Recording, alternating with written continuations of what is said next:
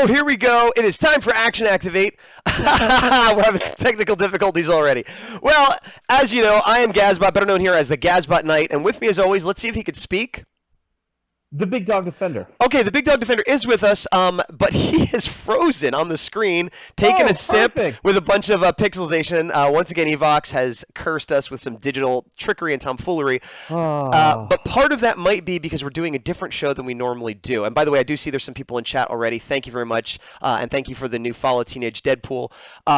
What we're doing today, normally we go over the newest episode of Beast Morphers or just do some general Ranger Tokusatsu talk.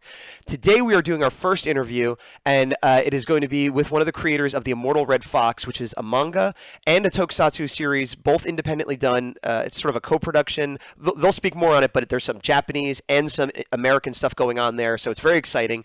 And I met them at Power Morphicon Express in Texas a little while back, and we're lucky enough to have them on the show to talk about what they got going on. And I'm going to go ahead and switch to the interview show now. Boom! There he is, Mr. Matt Palmer. How are you doing, sir? Hey, what's going on, guys? How are you? Well, I'm good. Bigdawg's frozen in time, but seems to be otherwise able to Yeah, speak. apparently so. Just a disembodied soul Yeah, through the ether right now. Erzuki I says, feel like good. I feel like you got sucked into that drink bottle, man, and you never found your way out. Yeah, I'm just hanging out there feeling hydrated and happy, I guess. Yeah, Erzuki is telling us Pixel Bigdawg sipping forever. Yeah, we are aware his cam keeps crapping out. We don't know why. As long as we could hear him, we'll just deal with looking at his pixelated sipping face. But so I gave a little bit of an introduction there, Matt. But do you want to introduce yourself? Let us know. Well, I know who you are, but let everyone else know who you are and what you do. My name is Matt, and I'm one of the creative minds behind the original English-language shonen-style manga and live-action indie tokusatsu web series, The Immortal Red Fox. That is very polished and well done, sir. I know. Awesome with that introduction. So, one of the most interesting things about your creation, it's relevant to our show and our topic because it's sort of Sentai-ish. I mean, it's not official, obviously, but there's the love for the Tokusatsu and Sentai is all there. Right. And our show, we talk about Power Rangers primarily, but I'm also an artist and I do comic art and things like that. So you're kind of the perfect guest because you do a comic that is about, essentially Power Rangers. I know that's not exactly, but it's the mixing of the two things that this show is already about. Right. But on top of that, what makes you extra interesting to me, and probably to a lot of people, is that lots of people do comics. Lots of people do manga. A few people do live-action tokusatsu. Nobody really does both in America without a studio. Like you're kind of blazing this trail. I mean, there's a few people that do it, but not exactly the way you're doing it. You know what I mean? Right. I mean, I appreciate that so much, dude, especially coming from you guys. Gaz, first let me say, I'm a big fan of yours, man. And I remember meeting you at Power Morphicon Express and being like, you're Gaz. I watched your Japan World Heroes video to prep for this convention. I'm happy when my videos help anybody. Yeah, thank you so much. But yeah, it is kind of this multimedia effort, and we do it all on our own. It's not like we have a professional studio or even a group of professionals. What we have is a solid, ever expanding team of really passionate people who all love Sentai and Rangers. I mean, so to kind of get a hive mind going was a great place to start. Right. No, and it shows. I mean, it's a passion project, and that shows. And sometimes people say that in a negative way, but it's almost always positive because, I work as an artist, and I have done plenty of jobs where it's just for the money, or it's fine, but would I really be doing it if I wasn't getting paid? Or even, hey, I'm excited about it. But when you're working for free in your spare time, that's when you know it really matters. And that's when you know it's coming from the heart. And good, bad, or indifferent what the world thinks, there's a quality to it that has to exist because of the passion. Yeah, I 100% agree with you. I think that's where the good stuff really comes out of anyone, right? Especially if they're artistic in any way. Yeah. You don't. Hey, look, man. I never ever thought that I was gonna go and make money making comic books or making videos or anything like that. That doesn't equate to me really. I'm I'm someone who was raised on this style of product, and for Let, me, it I think he cut out. Can you repeat the last thing you said there, Matt? I was just raised on this style of product, and for me, that giving it back in a way is what's important to me. Yeah. And seeing kids enjoy it, and seeing people who become my friends enjoy it, Right. is where it actually really holds some truth. I, So I absolutely agree with that. I feel the same way when I'm creating stuff. Like, I think you do deserve eventually to get money. I don't think artists don't deserve to be paid, but I understand what you're saying. The goal is first to create and hopefully get feedback and enrich people's lives as much as that sounds grandiose for the goofy kind of stuff we do, but it does enrich people's lives and it gives them a way to escape and things like that. And then maybe down the line you get paid. That's great, and of course that would be the best thing because then you can make a better product and make it your full time. But I totally get what you're saying about working because you don't want to work for someone else for free. But if you're working towards your own dream for free, then that's it. That's it. Real quick in chat, Dolly Girl says hello, hello Dolly Girl, and the Real Babu says hello all. So hello to the Real Babu. Real Babu.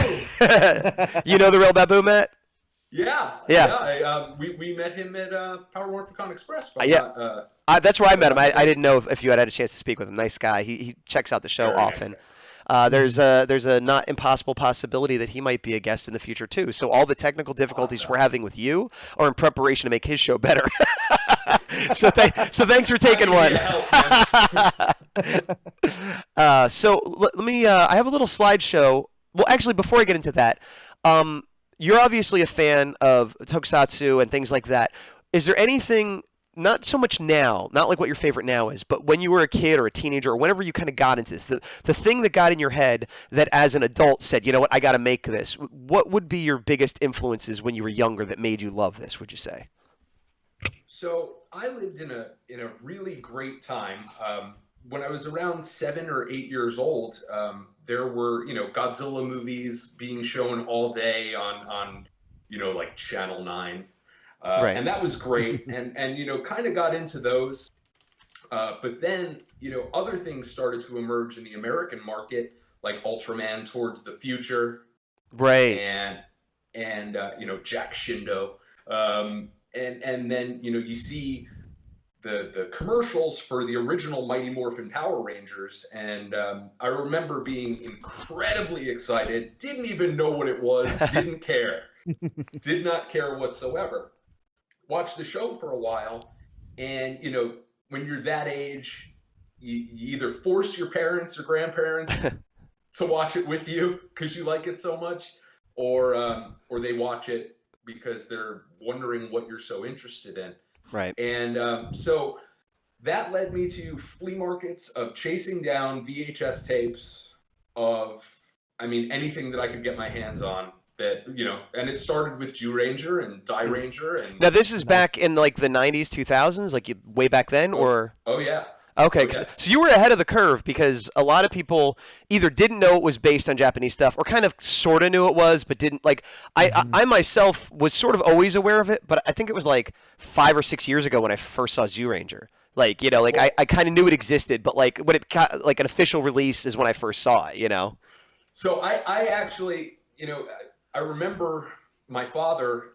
He had come back from, I forget where he was. He was overseas somewhere, and him telling me, "Hey, look, I've told you this, that it's Godzilla, and they're just repurposing it."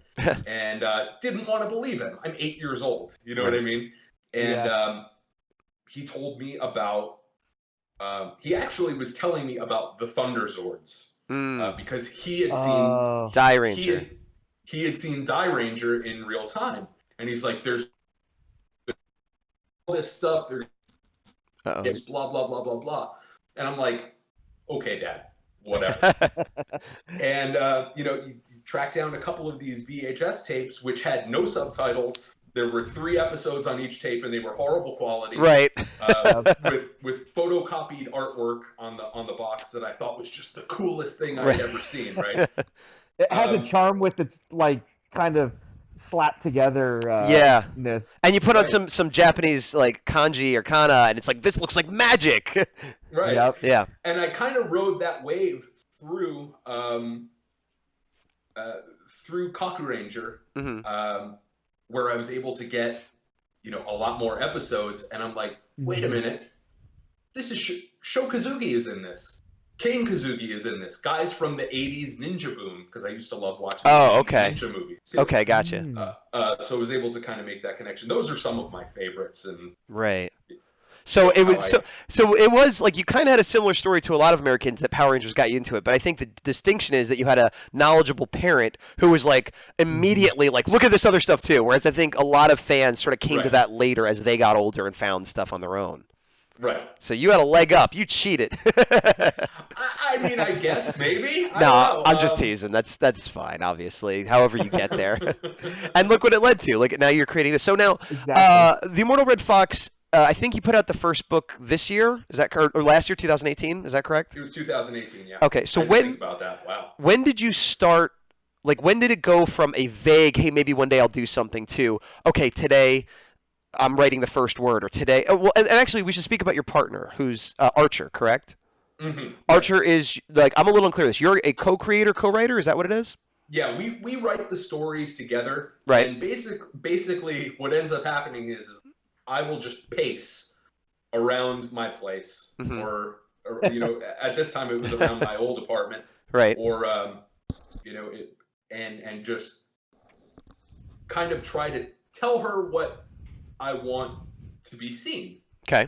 and she'll take notes. We'll make thumbnails, and then we go and we send the thumbnails to some very, very capable people who I'll mention later on, more capable than I am.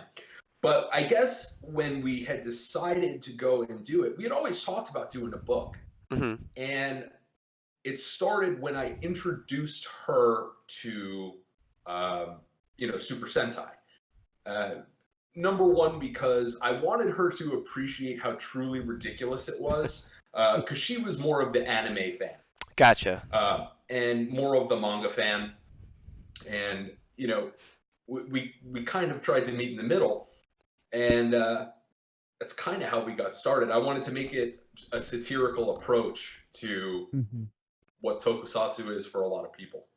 Right. Okay. Well, that's cool. So really, it was like, it wasn't a co-creation in the sense that you guys said, hey, let's create something together, or you had an idea and you went to find her. It was like the two of you as friends joined your fandoms and said, oh man, let's create something that represents our fandoms, and it was like organic, for lack of a better term. Exactly. Nice. We try to incorporate every little thing that we like into it in one way or another, whether it's a joke or Right. some trope or something like that. Yeah. Nice. When it came to you introducing her to Super Sentai, which series or multiple series did you kind of go with? Because one thing we talk about on our show That's a is great question. what Power Ranger season would you show someone who hasn't watched it or hasn't watched it in a while? So from the Sentai perspective, I'm curious kind of what you use to win her over in a sense with this. So Archer, and in my opinion, I think like a lot of Americans were exposed in one way or another to what all of these different iterations of Power Rangers looked like. So my go-to choice was Kaizoku Sentai Gokaiger. Okay. Really? Yeah, because I thought it was a good opportunity for her to see something that kind of had an anime type story. We're talking pirates for all the One Piece fans out there, right? And then every possible iteration of the characters that you could see. And I think it's a great way, especially for people who want to get into it, to go and have like, when you go to Chili's and you don't know what you want, you get the triple dipper. You know what I mean? Right. You get the sampler. I completely get the logic you're laying down there, but let me just play devil's advocate for a minute, because I've heard a lot of people argue the exact opposite, being that you can't really appreciate that season unless you've seen a bunch of other seasons. And you could get what I call the Akira effect, which is when I was in high school, the first, I'd seen like Voltron and Speed Racer and stuff like that, but the first real anime I ever saw, someone's like, hey, watch Akira, and it blew my mind. Then they're like, here's a bunch of other movies that aren't as good, and it took forever, So are you at all worried that by showing this amazing cornucopia of flavor and Sentai amazingness, that any other season after that might be a bit of a letdown? Uh, I understand that point of view, but the way I look at this stuff is it's such an all-enveloping thing with all of these different flavors throughout it, right? And I use Right. food because, Mm-hmm. but it, I find that particular series, Gokaiger, makes you hungry for more. Okay. It made me want to go all the way back and watch Battle Fever J, or go and watch parts of Go Ranger, or things like that. And then what ends up happening is now too with what Shout Factory is doing, with giving us Jetman finally. That's a great series, and that was one of the follow-up ones that we watched, because you see all of these different suits and designs and you want to know more about it. And Right. some of them are better. Some of them are better. I would watch Jetman over and over again versus Gokaiger over and over again. But you understand my logic. Sure. No, Yeah. and I'm not even disagreeing with you. I've just heard people argue both sides of this exact season. Totally. Yeah. But no, that's a good answer. I get what you're talking about with Gokaiger, because I had watched bits and pieces online, and it is one of those things where I agree kind of with this of, when you see that little snippet of something cool, that's what makes you want to see it more, is that unknown of, wow, how long ago was this Sentai series originally? What's kind of the story behind that now that they're pulling from it so many years later? And in regards to the Immortal Red Fox, when you took into account the Super Sentai series and the Kamen Rider series that you had seen in other tokusatsu, what kind of pieces did you love from each that you were like, here's my ideal character that I want to share with people? So I loved, number one, I like the look of the Showa era, or the older Kamen Riders. They have the scarf and the chunky chest piece. Love the scarf. Yeah, yep. And a pretty dynamic but also kind of awkward looking helmet. Yeah. You know what I mean? Where you're like, how would anybody ever fight in that? Whereas we move forward, and if we look at what we have now with Beast Morphers, that's they're tactical looking, very modern American looking. Which is funny considering that Sentai is like 8 years old now. Yeah. So I feel as though like the older elements really shine through the most for me. Okay. And like I said, Jetman, Jew Ranger, Die Ranger, Kaku Ranger, those are some of my favorites. And some of them, they're just like, they're not particularly well shot sometimes, and you see mistakes and all of this stuff, and but that's part of what I love about it. I agree. There's a charm to it. I'm not as versed as you in a lot of the Japanese side of it. I kind of dabble here and there. And I didn't watch Ultraman until a couple years, I don't know, 6-7 years ago. And I watched the first series, and I'd watched some of the newer ones that had better effects and stuff. But I fell in love with the original one watching it as an adult. Like, there's something to be said for the sentimentality. But I loved that, like you said, you could see, oh, I understand how they built this model. Oh, I could kind of see that they, what went wrong there. But there was, and I even like the human stuff with the way they built the old sets and stuff. It was kind of like watching the original Star Trek or something. There's just something charming about it, and the craftsmanship, even though it's dated by today's standards, it's they weren't skimping. They were doing the absolute best they could with something that was sort of undoable for real life, And I think that like what you said with the craftsmanship and everything like that. For me, that's such a huge part of tokusatsu, and that's one of the reasons that I love doing it so much, is because you're always trying to figure out new things, new ways to shoot stuff, models and smaller little set pieces and all of these things, and it becomes so much fun. Bigdawg's back. There he is. We could see him.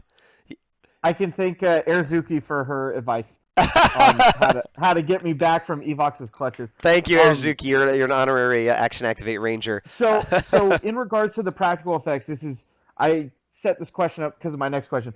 I love the Henshin device that you guys have. Me too. Wait, let's pause there, because there might be people watching that haven't seen the show. I also love the Henshin device.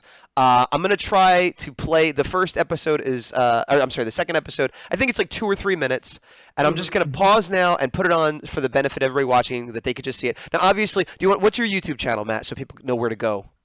At Immortal Red Fox on YouTube. Okay, at Immortal Red Fox. I believe that's what it is. Okay. It's either at the Immortal Red Fox or at Immortal Red Fox. If you look up Immortal Red Fox on YouTube, you'll find it. But that's where you want to go for the updates and to see the other videos. We're gonna play this one here now. Okay, I got it up, and you guys won't be able to hear it, but the audience will. If you're watching on Twitch, you'll be able to see it. If you're watching on YouTube, you'll be able to see it, but our guest and my co-host will not. All right, let me just hit play real quick. And we are go.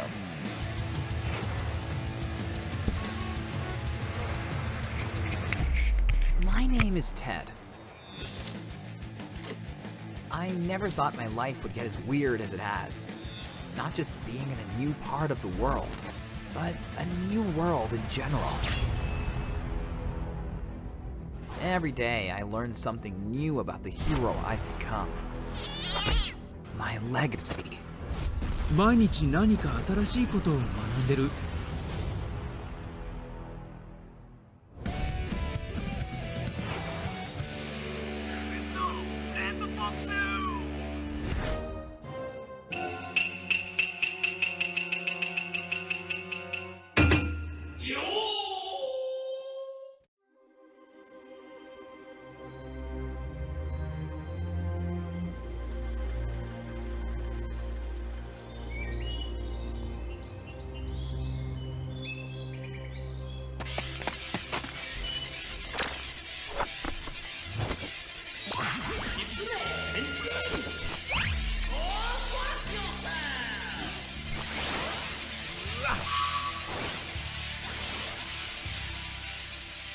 戦い、そして変身するたびに我々のヒーローは星の玉との絆を強めているのだ。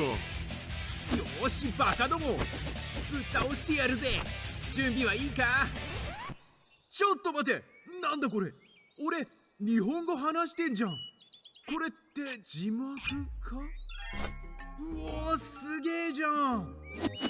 よしよし、じゃあな、何かかっこいいことを言わないと。何か古いチャンバラ映画みたいな、それかヒーローものの番組とか。なんて言おうかな。ちょっと静かにしろって考えてんだから。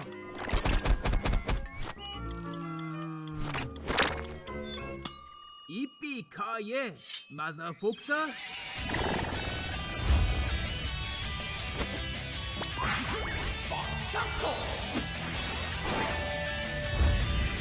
は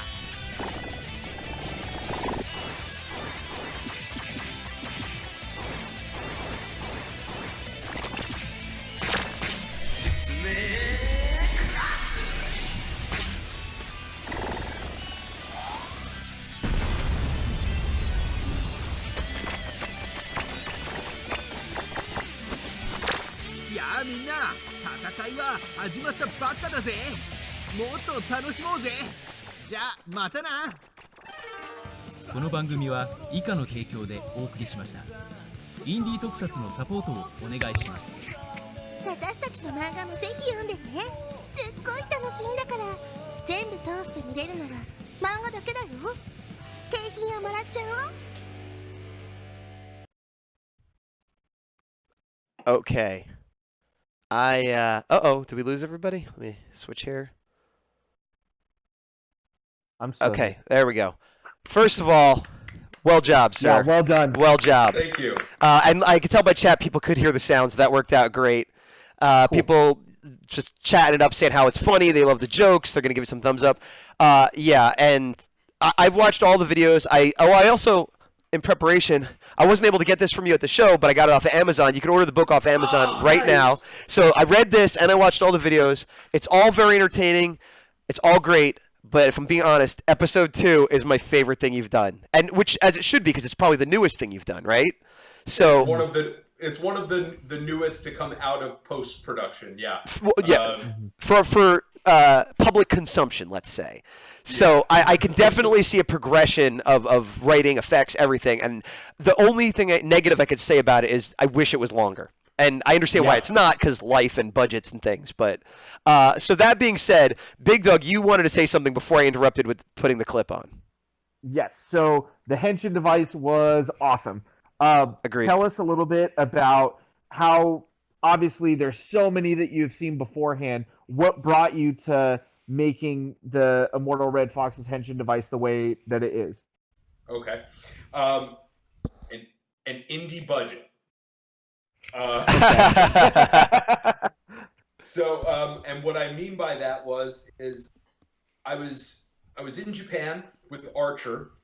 We were doing a little research because we were upgrading our suit and writing some of the episodes and stuff like that. And we were trying to figure out, like, we need a Henshin device. You know what I mean? We need one, but at the time, I didn't know anyone who did 3D modeling. I didn't know anyone who did 3D printing or anything like that. It was all very new to me. And we went to a store in Japan called Don Quixote. And Don Quixote has absolutely anything and everything that you could want for a steal of a price. Nice. And we found this Japanese toy for, like a little role play toy for preschoolers, basically. And I was like, the shape is really cool, though. So with adding foam and breaking pieces off and gluing pieces together and giving it a custom paint job and some nice decals and stuff like that, that's how we actually came up with the first Morphoxer. That's amazing. Oh, you call it a Morphoxer? Get more foxier. Yeah, more Fox. That's amazing. But now that raises a concern in my mind. Do you literally only have one of these? Oh no. Okay. Because like if it broke, they how were on sale, so I bought like 10 of them. Okay, smart. Yeah.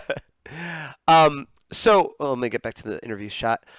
So I have to ask, and I hope you take this in the spirit in which I mean it. Have you seen Akiba Ranger, and has that all an influence on you? I think Akiba Ranger is absolutely hilarious, and 100% yes. Okay, good. All right. Awesome. I love it, but I know it's a hard thing to compare one art to another. But I had to know if you had seen it, because if not, I was like, oh my god, you have to see it. Like Hey, Yeah. Look, man, there's more of a chance of Red Fox showing up with other people who live in their own delusions than him showing up with, right. Dawg Ranger or Jew Ranger. Sure. True. Cool. Very cool. Yeah. So I was. Let me go through a little slideshow here. We watched the video, but we haven't really talked about the comic too much. So let me get the video going. So we got the Red Fox logo. So if you're looking on Twitch, you'll be able to see what I'm looking at. If not, I'll just have to sort of describe it to you. So we first met, as I said, at Power Morphicon Express. So I'm just putting up some images from that. Was that your first con to sell the book, or have you been to cons before, or? That was the first convention I ever sold the book at. Okay. I did do one free comic book day appearance, right, locally here at Kinokuniya Books in Dallas. I wanted to ask you about that too. I thought that came later. We'll get to that. It was our first one. It was a year before our first convention. Oh wow! And, so yeah, Power Morphicon Express was really the first time that we ever were going to reveal all of our stuff to everybody. And you had a very pro setup. Did you buy one booth or two? Because it seemed really huge. We had two. You had two. Okay. We had two, and we tried to get other creators from Texas together so we could have a big blocked out section. And I think it worked out really well for all of us. Yeah, because you were next to Deca Mexican, right? I was next to Deca Mexican and Jose Hernandez, who's like a primo cosplay photographer. He's really great. I saw that setup. I didn't know who that was, but I definitely saw the setup. And I saw them doing you guys, Deca Mexican, and the actual Rangers and cosplayers, and just everybody was jumping in that photo booth. So you definitely, it was very impressive. Like you're saying, you watched my video to get ready, but you did some kind of super display that you didn't get those tips from me. You were forging your own path there. Let me ask you, you had yourself and you had some some suit actors, one of which was possibly the Opera Ranger. Was he in the suit at some point or no? Yeah, Opera Ranger, Will Britt. Will Britt. He wore the Red Fox suit on day one. Okay. Half of day one, and let's see. I think he wore it on day 2 for a little while, if I'm not mistaken. It kind of all blends together. But yeah, he came out to help us out. And, he has quickly become one of my closest friends. Nice. And we also had Anthony Grillo wearing the hyperspeed suit. Nice. Or the wolf guy. and our suit actor, who appears in episode 1, who does the majority of the martial arts and action sequences. His name is Robert Guy. Okay. And yeah. So is it that Robert is primarily the filming suit actor, and then these other gentlemen are like the live show suit actors? Is that kind of how you break it up, or is it just whoever's available when you need them? It's whoever's available. Actually, okay. In the chat, Anthony Lantern in the chat, he's actually wearing the Red Fox suit for the majority of episode 2. Like right now, while he's watching, he's just sitting there in the suit. No, he plays Red Fox in episode 2 for the most part. Well, good job. Oh, wait. Okay. You know what? Somebody said so. Oh, he said the guy in the suit is great. Now I get it. I was like, he is great. You're right. But I didn't realize he was praising himself, essentially. Well, I still agree. I actually had a quick question in regards to the choreography with that. Is that all taken care of by Robert, or is there certain things that, because of the tone that you're going for with Immortal Red Fox, you're like, I really want him to do this, or maybe not this, and just kind of what's the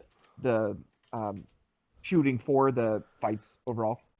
So we have actually a great team of suit actors. Our 2 main action directors are a guy named Bobby Garcia and a guy named Jeff Colangelo, both local guys who I found through a martial arts / dance performance at a local theater.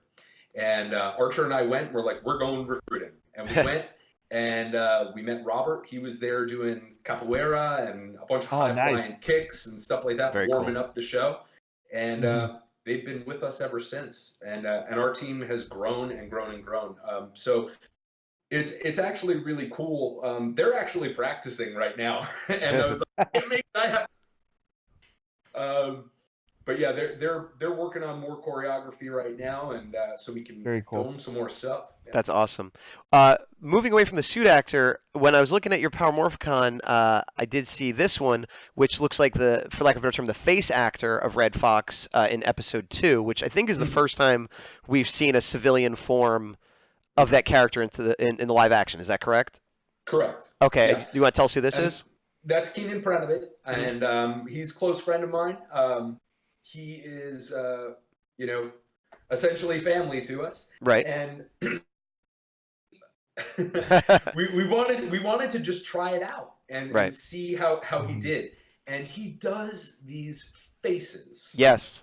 These like Jerry Lewis meets old school, old Japanese theater type faces. Yeah. Yeah.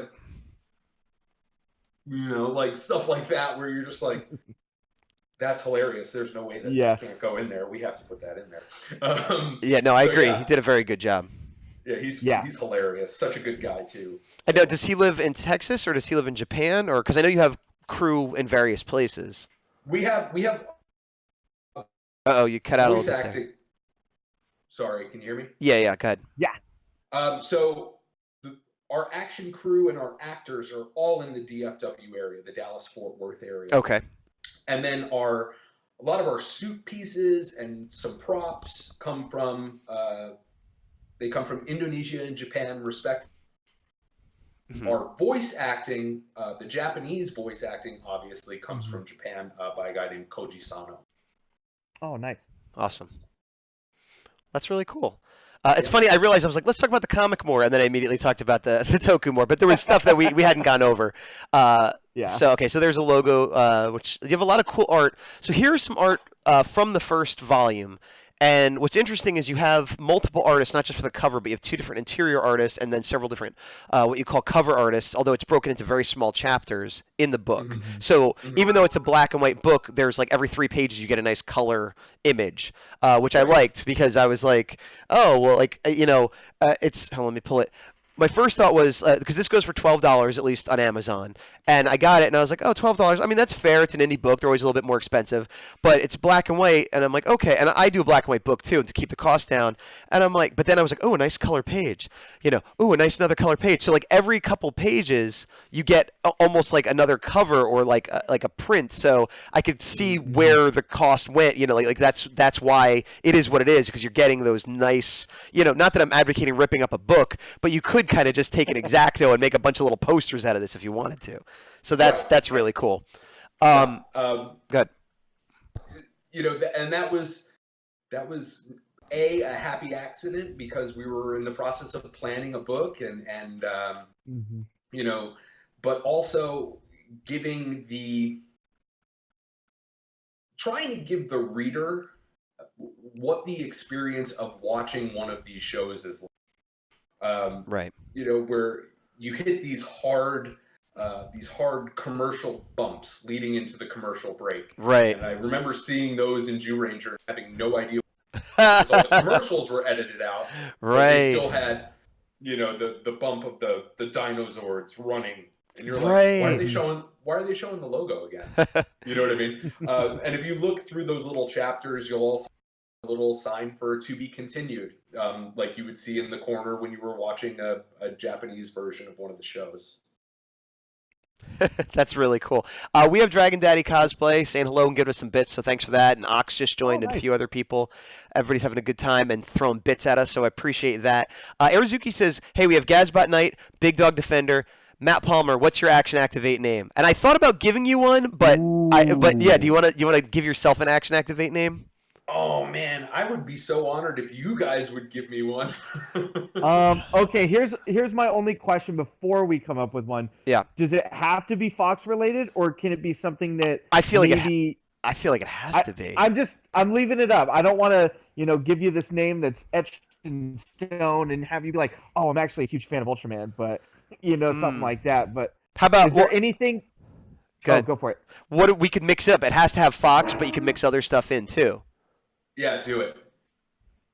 Ooh, okay. I mean, the easy one would be like Ultra Fox, but that might be. Is that too on the nose?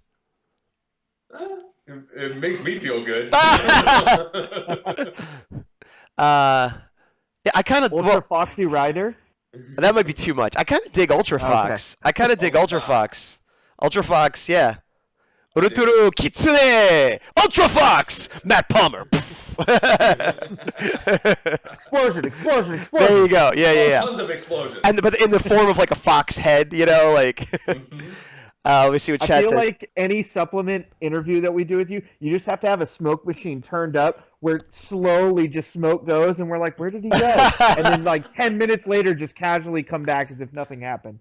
So real practical effects on a live stream. Yes. Exactly. That's the level we're going for. Back. Yep. I like it. I'm going to change it in awesome. Real time. Ooh, You are no longer Matt Palmer. You are now Ultra Fox. And it is done. Immortalized. There we go. I didn't give you caps. That's awesome. Except I gave you the lowercase, which is not fair. Can you check chat for a minute for me, Bigdawg, while I change this? I think I missed something. I unfortunately cannot because I am looking at our Discord. Boy. Okay. To alleviate most of the Evox problems. Well, that's smart, and I was able to fix it anyway. So let me see. Matt Kendall Clare says, I think it would have to be Fox-related. Agreed. Arizuki, Kitsune Knight flows, but we have a Knight, right? And then Samurai Ox said Fox Colossus. Fox Colossus. I like that one, too. Do you like that better than Ultra Fox?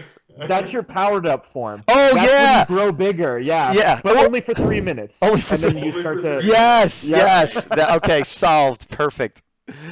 All right, let me go back to this slideshow. We can't be having too much fun. We're supposed to be giving information. Yeah, please. We're getting down to business, guys. Come on. All right. Oh, this was something.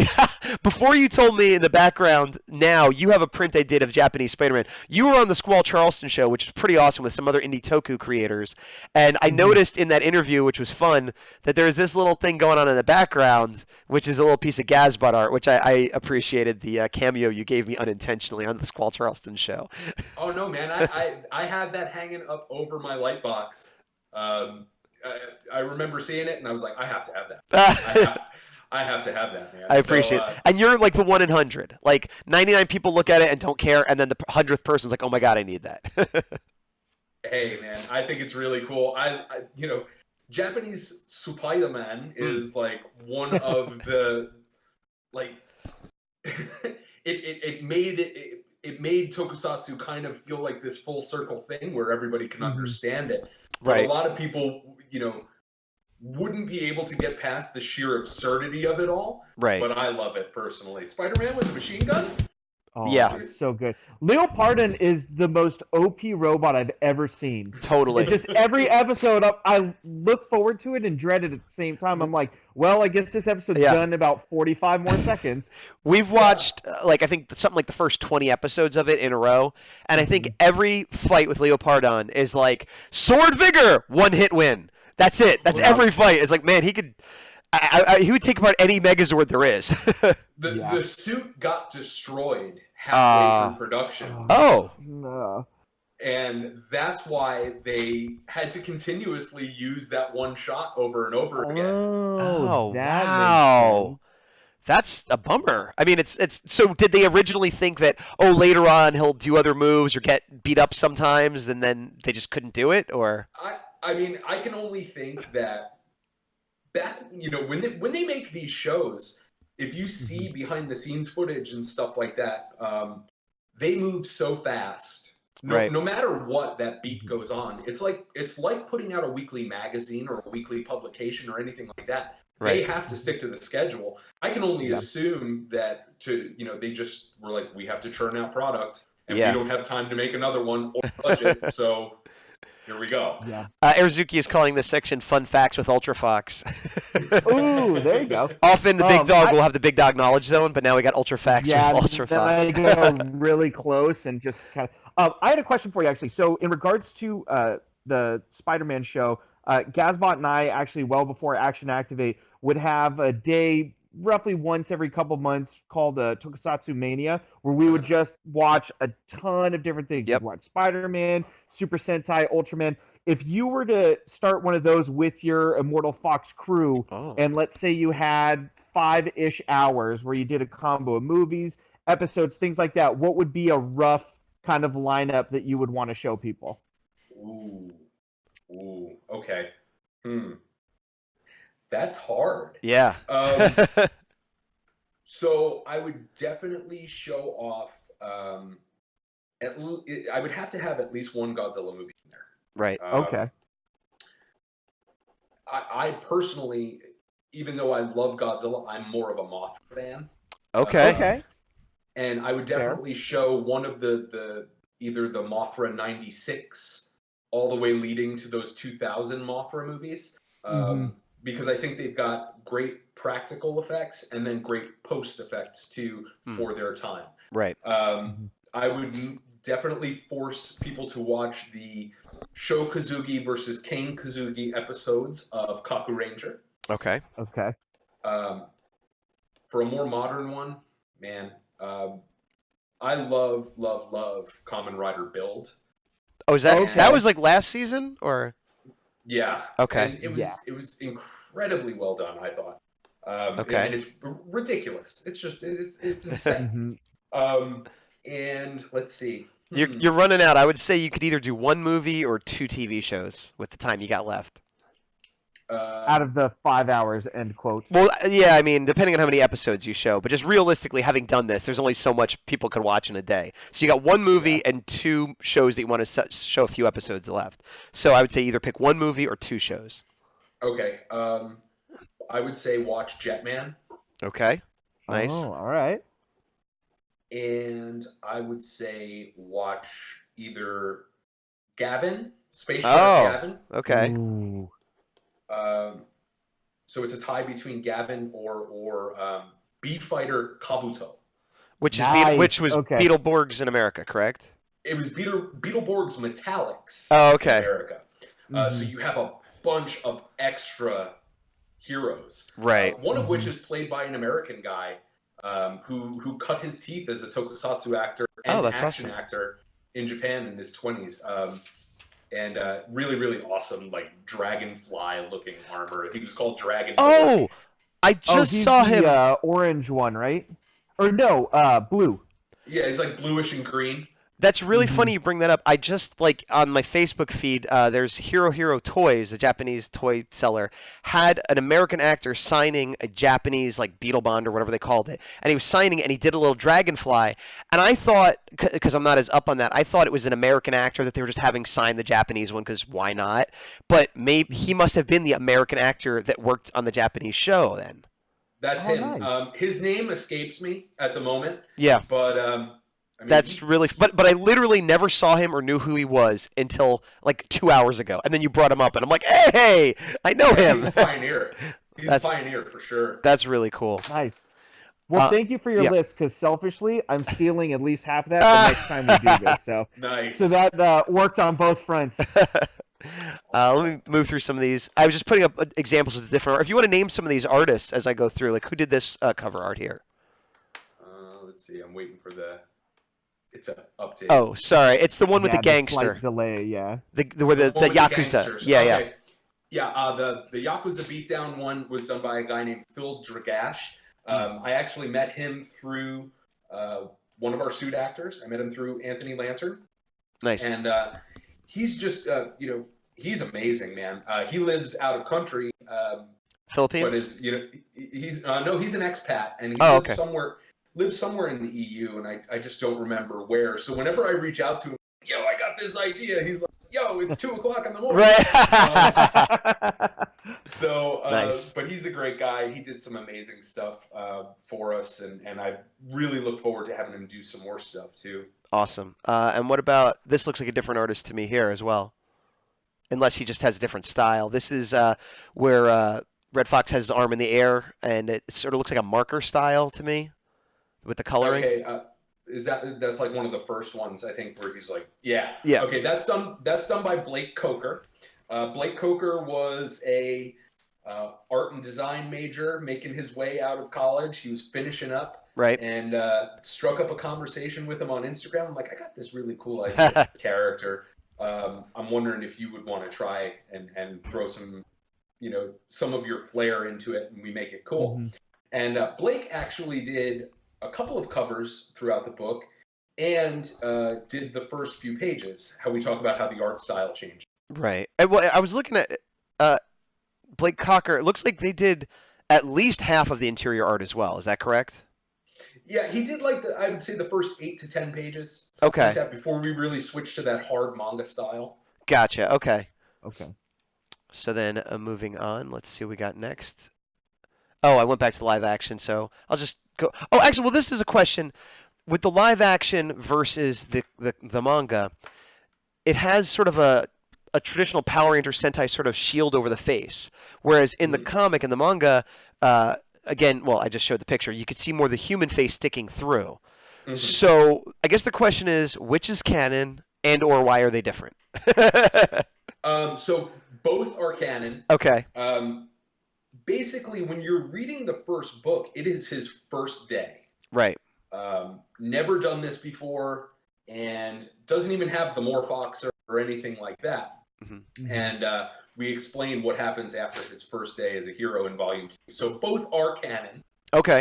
But we had also thought, too, if he's going to be dialoguing a lot and breaking the fourth wall a lot and talking directly to the reader a lot, we wanted to show a little bit more emotion. So he'll also, stylistically, he'll have eyes in his visor, that we don't have in our live action. But for me, not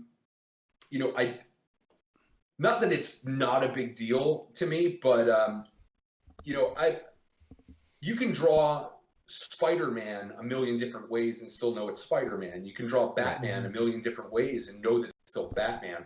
And I think that either way, people are going to know that it's Red Fox because of the ears and everything else. But they are both canon, and in the live action, you are eventually going to see Red Fox with his face shield up. Oh, that's a promise. Okay, nice.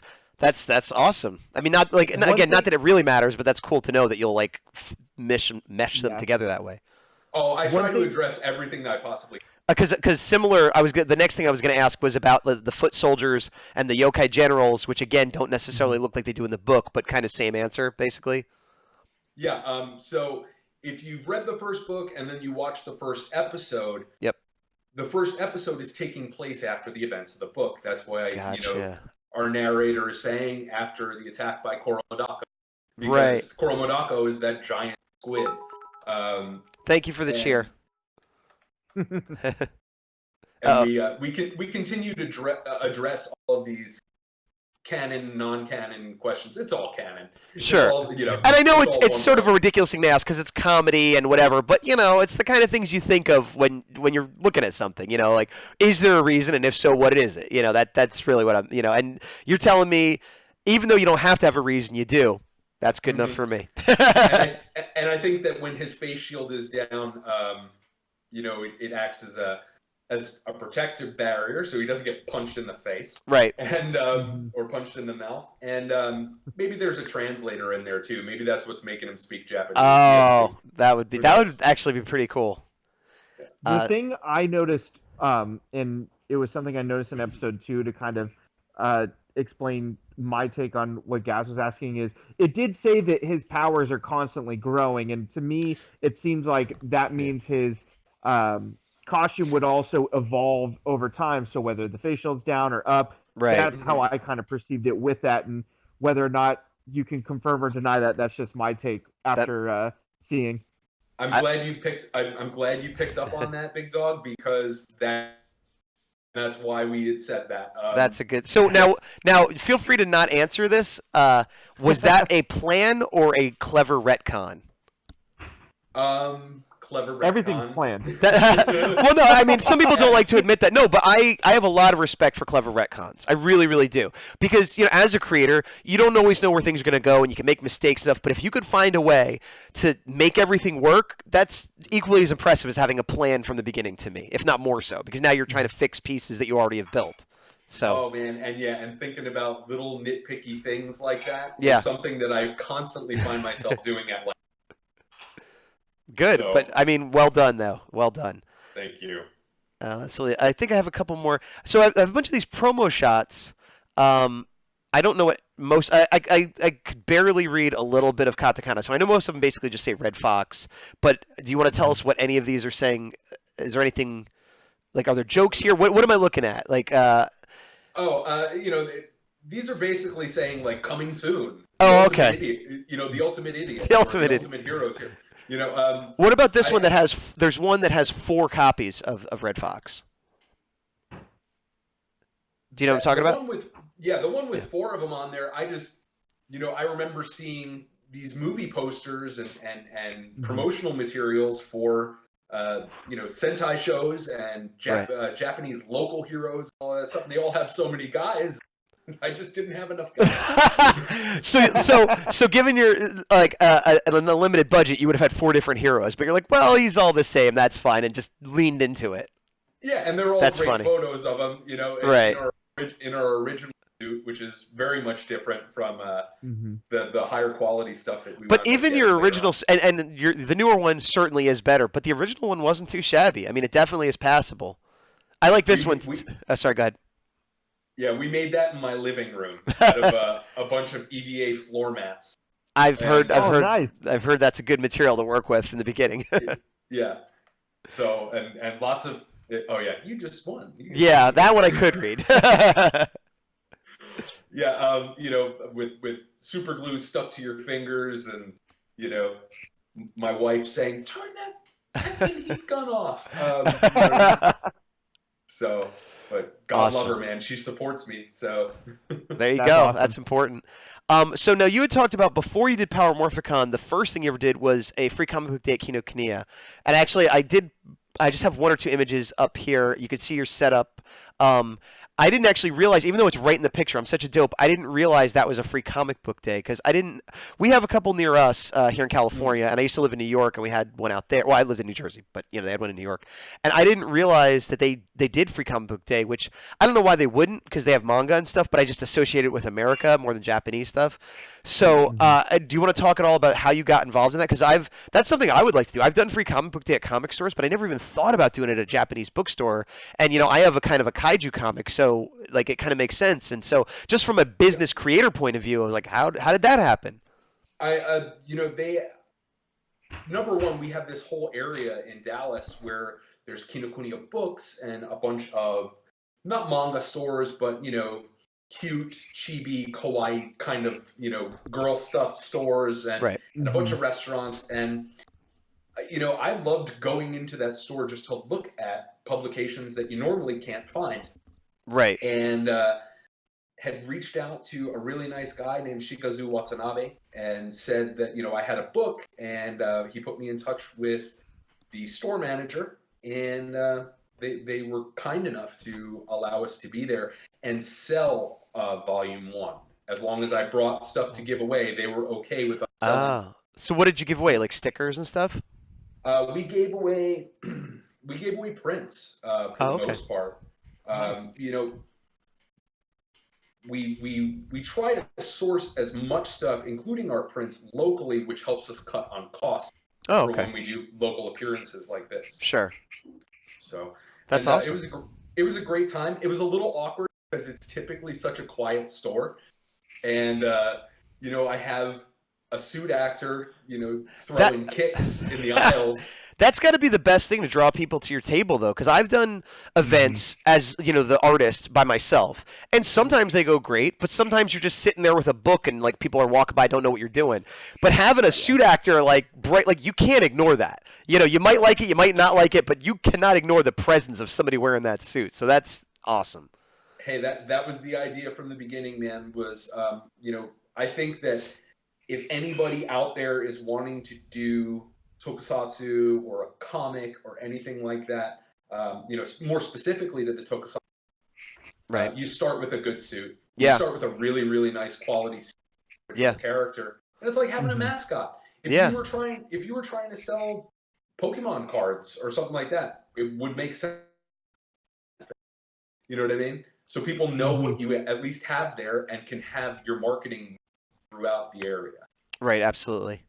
No, and it is a nice suit too, because it has that old school Showa kind of look to it, but it's much cleaner and more refined, and it kind of has a little bit of Kamen Rider, even though it's more based on Sentai because of the scarf and everything, and the bright colors. Yeah, it's really really well done design. Sorry, I cut you off, Bigdawg.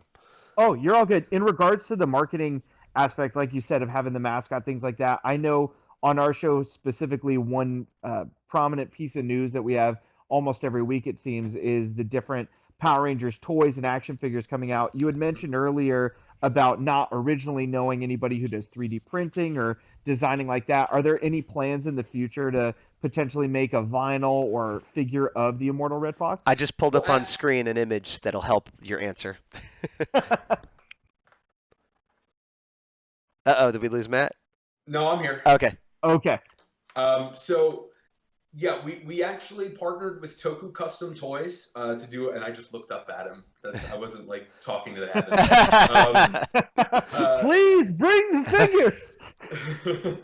But we partnered with Toku Custom Toys and opened a limited run of the handmade, beautiful 12-inch action figures. But and those are all going to ship end of summer. How many? Come with. Is it limited where the orders you got, that's it, and you're not making any more? I mean, I may open up another run of those, or I may open a run of, say, a hyperspeed action figure, which is our secondary character. Gotcha. But now that we are starting to transition more into using 3D printing for the production of our helmets and our changers and our weapons and things like that, I'm leaning more towards going in the sense of minifigures. Similar to what people use in tabletop games, but maybe a little bit bigger, so they can get a whole collection of figures at a reasonable price and have something that they can put on their desk and enjoy. That's interesting, but I will say that figure, and I had the picture up now, and I saw it at the show. I didn't have the money for it at the time, but it is amazing. Like, it looks like it could sit next to a Real Action Hero or a Hot Toys or something like that. It's pretty fantastic. And Toku Custom Toys, they do a great job. Shameless plug, but they make some amazing figures that you can't get. You just can't get them. Right. At least not without spending hundreds and hundreds of dollars. So and some of the older stuff, like you would never find a Battle Fever J or an Right. Aqua Ranger figure or anything like that in that in new condition. And Right. this guy really puts the work in. I mean, it shows. Like I said, I saw it in real life too, and it looked very good. Let me ask you, you have sort of a chibi character version. It looks like you make stickers. And you have a lot of merchandise. You have the stickers, you have the t-shirt, you have the mug, which I like a lot. I'm a big fan of coffee mugs. I just bought the book, so I'll wait a little bit, but I got my eye on that mug. And then you got like phone cases and pillows. You've really kind of gone all in with the merchandising. Oh, nice. There we go. Yeah. Oh, nice. Do you want to? Where's the best place if anybody wants to get any of this merchandise? Where should they go?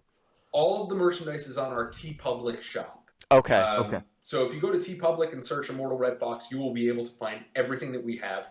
Gotcha. And what's great about TeePublic too is it's print on demand. You don't have to hold it in your home. Right. Which I love because I'm still in apartment living. Yeah, I have a garage full of stuff that is inventory, so I would appreciate that.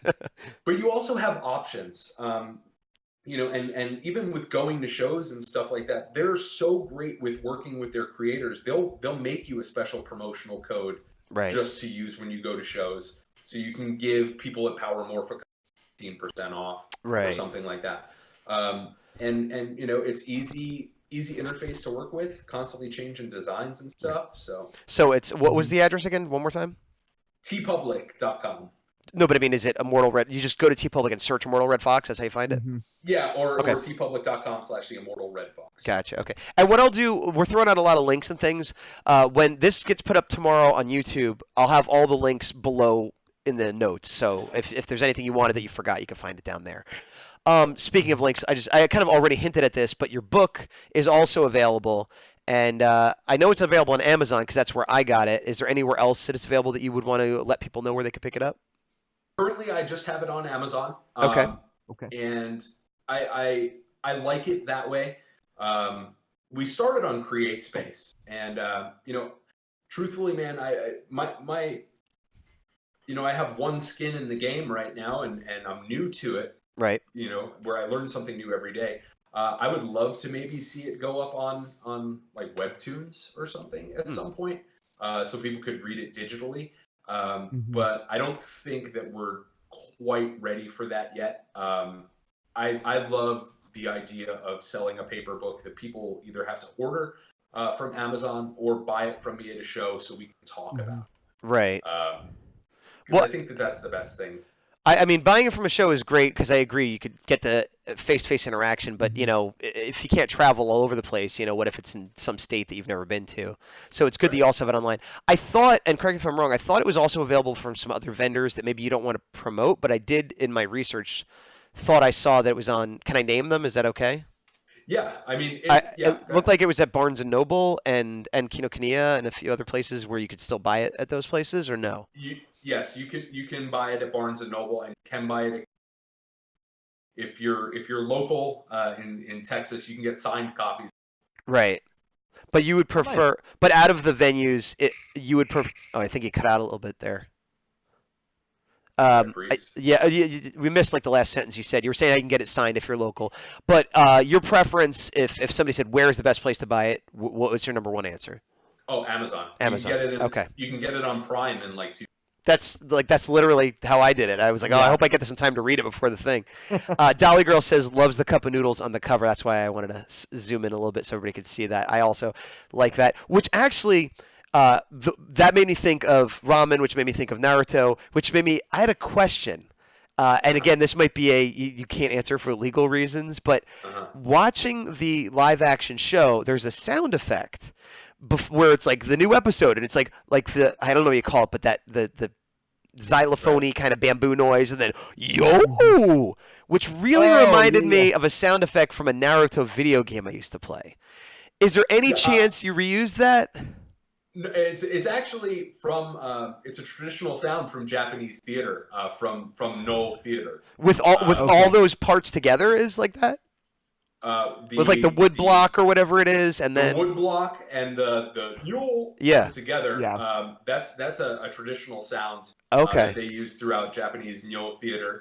Okay. And then we put the fanfare, the bum bum bum. I knew that was different, but okay. So I definitely heard it, but I first heard it in that Naruto game, and I was wondering if you literally was like found that sound file and just used it. But I guess there was a deeper origin that you both pulled from. So I'm just showing my ignorance.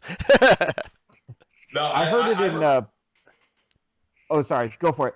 I remember hearing it in shows like Yu Yu Hakusho and older anime shows too, and I just thought that it fit. I think it sounds ridiculous, and when people hear it, they want to make the. So. Oh yeah, it definitely fits. It wasn't a critique of your choice. I was just wondering. Yeah. Yeah. I thoroughly enjoyed it. Also, we got a lot of people in chat, and I appreciate that, and they're throwing out little comments here and there. If anybody in chat has a question for Matt Palmer, a.k.a. Ultra Fox, feel free to chime in, if there's anything you want to know from him or about his products or his artistic vision or anything, throw it out. And if you just want to keep cheering on, that's good too. It's nice to have people listening to us talk. And same thing when this goes on YouTube later. If you're watching it later and you have a question, throw it in the comments. Who knows? Maybe he'll answer. Yeah. Bigdawg, did you have any other questions off the top of your head that you wanted to ask? I know you had mentioned a lot regarding different topics about shows and things like that. Where are the next shows that we could see you? Because I know you and Gazbot have met, but I unfortunately haven't got to meet you in person. So depending on the schedule, hopefully something will sync up at some point in the future. So right now we're looking at Ranger Stop in Orlando, hopefully. Nice. Okay. That'll be in November, and then after that, I really only have year planned, and Ranger Stop is going to be the big one. Ranger Stop will be where we go and drop the Immortal Red Fox Volume 2 for the first time, even before it goes online sales. Nice. And we're planning to unveil some new characters and a couple of other tasty tidbits there. So that'll be in Orlando. There's a couple of other cons that are, and I try to figure out what's going to be best for me because we have a big crew and we have to bring a lot of people. Right. And I think Ranger cons right now are where it's at for us. Okay. Yeah, that makes sense. And then probably Power Morphicon will be the next one after that. Well, that's all right. Cool. There's a much better chance that I think the Bigdawg will meet you there because that's in our state at least. Our neck of the woods a little more so. Yeah. I will say though, we are going to have just because I'm not there does not mean that Red Fox won't be at some other conventions coming up. So Red Fox will be representing in suit at Dragon Con in Atlanta, and he will also be representing in suit at Japan World Heroes by awesome. Anaheim. By a close. He goes by Jet Jaguar 666 on Instagram. The suit actor is Jet Jaguar 666 on Instagram. You're saying? Yeah. Okay, just want to clarify because you cut out a little bit. Do you have a Facebook page for Immortal Red Fox? Do you have the events listed on the Facebook page for people that want to check it in the future? I don't. I usually rely the heaviest on Instagram, and because I find that there's the best interaction for me there because I'm always either looking at artwork or approving or changing things, and I can access Instagram the fastest. So even though there is a Facebook page which people can check out, the best place to keep up with you or interact with you is Instagram, is what you're saying. Right. Okay. Well, again, put all the links below, but generally search the Immortal Red Fox on any of these, and you're going to find. Now you're getting some glitching there. Matt, did we lose you, or are you just getting a pixel face? No, I see him. I see him and hear him. I'm still here. I mean, I can see you guys. There we go. It's like Bigdawg cleared up and he spread it over to the Ultra Fox area. I'm just slowly passing it to the other side. Oh, no! No, we already determined beforehand that you're too good at freezing. Yeah. And just holding your pose, so we can't have that the rest of the show. Okay. That was my main question, though, was where to see you next, because obviously it's been a pleasure talking to you today, and to be able to meet you in person is the next goal for me. And then in regards to things that you're looking forward to in kind of the tokusatsu realm. Is there anything that you're anticipating or got you pretty pumped over the next couple months, just as a fan?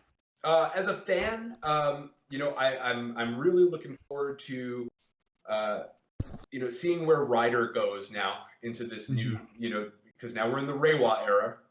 Yep.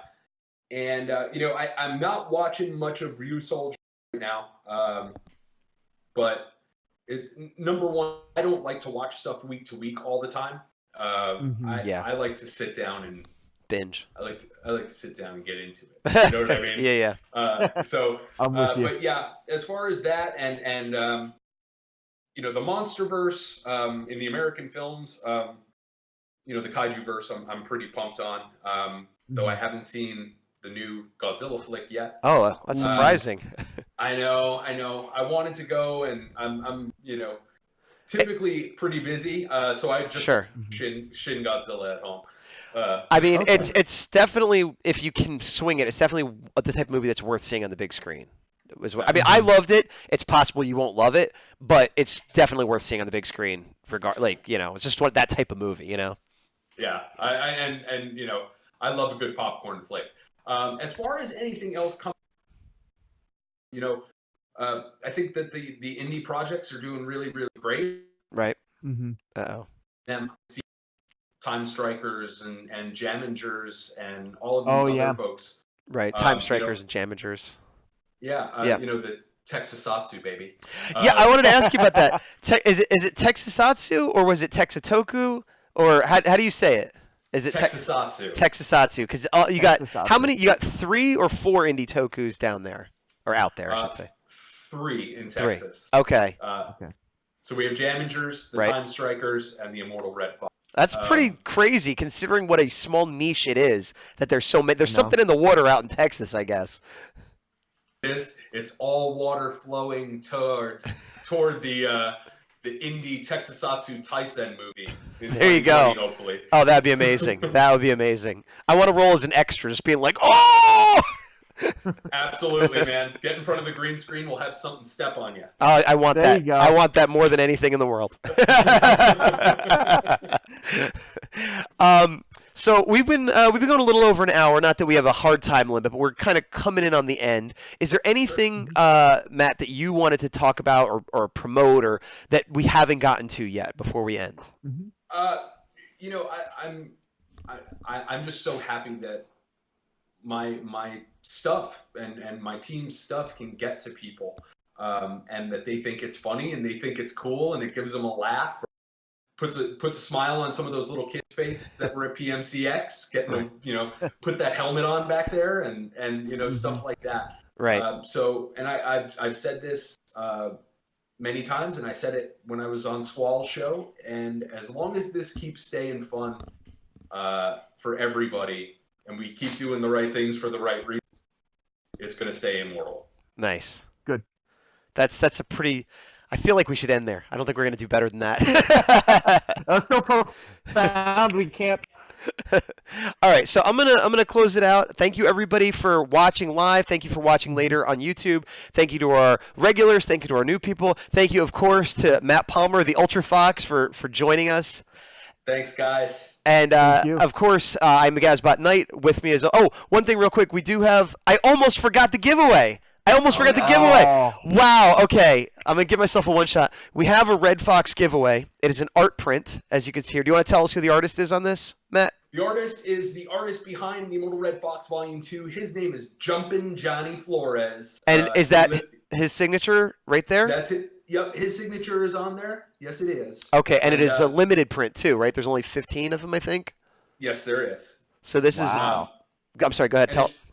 And it showcases some more new heroes and some more new robots and everything that we're building up to. So it's a nice little inspirational. Looking forward. Yeah, it's got. You could look at it and dream about what these characters are. Maybe we'll have to have Matt back on in the future to talk a little bit more about these future characters once they've been revealed a little bit.